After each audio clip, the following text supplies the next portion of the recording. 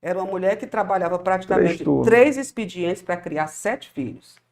Os 7 filhos estudaram no 7 de setembro, que na época era a escola most have, assim, top, que os pobres não estudavam, mas ela conseguiu colocar os filhos lá, formou todos os filhos, e era de um nível de exigência e de cobrança, sabe?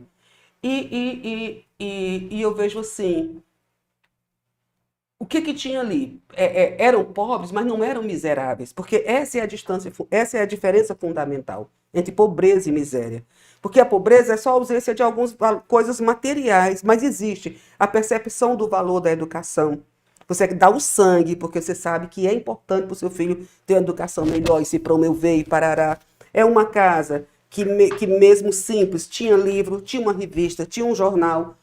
A miséria é uma aridez. Você não encontra um papel, não tem um papel, um panfleto.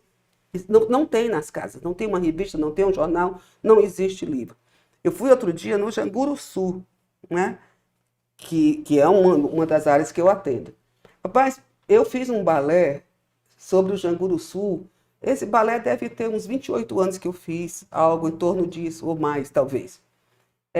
Voltei lá uns 2, 3 anos atrás. Você sabe qual é um lugar que parece que parou no tempo? Não mudou nada. Quer dizer, o lixão foi desativado, não sei o que lá, mas eu falo do lugar onde as pessoas moram, ali no pé do morro. São as mesmas casas, sabe? Não tem uma árvore, não tem uma florzinha, não tem uma horta. Você anda assim, o vento é quente pra caramba. E assim, aqueles sacos que voam, assim, parece quase que um balé. Sabe, com o plástico solto, assim, jogado ao Redemoinho, vento. um redemoinho de. Aquele negócio, sabe, poeira. E os meninos iguais, descalços, com o catarro escorrendo aqui, sabe? Abandonados, sem proteção. Eu digo assim, eu não entendo por que que isso não muda, sabe? Não entendo. Falta de vontade política. Não é, Também. é claro, assim, existe poderes, né? Assim, existe alguns poderes que poderiam mudar toda essa realidade. Né? A questão política, sem dúvida alguma, é um dos, né? Mas eu digo, é porque não pode, eu acho que o ser humano é um bichinho muito, muito sensível, muito frágil, sabe? Que exposto a uma situação anti-humana, ele quebra, que não Uhum. tem mais conceito. Eu trabalhei uma época voluntariamente numa organização que era liderada por uma francesa e o dinheiro vinha também da França e trabalhava com meninas em situação de rua, né? Aí Uhum. eu fui lá dar aula de dança.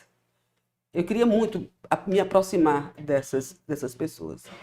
E a primeira aula que eu fui dar, na dança tem uma, que é básico, assim, uma posição que é segunda posição, o braço estendido aqui, né? Quando eu botei todo mundo com o braço aqui, ninguém conseguia. Não conseguia, porque eles tinham tanto piolho que eles não conseguiam ficar um tempo com o braço parado num canto. Eles Sem, tinham que ficar se coçando. sem coçar. Tá entendendo? As meninas vinham para a aula loucas, elas cheiravam cola. E eu deixava, eu permitia, porque eu queria me aproximar delas, elas poderiam até chegar com cola. Elas deixavam em cima da caixa de som e iam Hum. fazer aula. Depois que elas saíssem da instituição que quisesse fazer, e quando eu descobri que a lombra da cola é tirar a sensação de fome, tá entendendo? Assim, eu compreendi, sabe? Eu consigo lidar com isso, né? Você já passou fome para saber como o negócio pega? É duríssimo, irmão, É uma né? situação surreal essa. Surreal. Aí eu fiz o seguinte com elas, eu fiz uma campanha de roupas, certo? Hum. Criei um dia de banho de princesa, banho com açúcar, pente fino, tirando piolho, cuidando das feridas, não sei o quê, parará, parará. E elas ganhavam as estrelinhas se elas não faltassem à aula, se elas chegassem na hora, se ela tivesse conseguido fazer um movimento diferente. E eu ia fazer um bazar que elas iriam comprar com essas estrelinhas as coisas que elas queriam. Mas o que eu ia te dizer não era isso. Depois que eu fiquei próximo, um dia uma chegou para a aula e fez assim para mim, né? Quando eu olhei, ela estava com essa parte de dentro do braço todo queimado de ponta de cigarro e cortado de gilete. Ixi. E eu disse, quem foi que fez isso com você? Ela tinha feito isso com ela, né? Para você ter ideia da relação que essas meninas têm com o seu próprio corpo. Que a maioria se prostitui para poder sobreviver, né?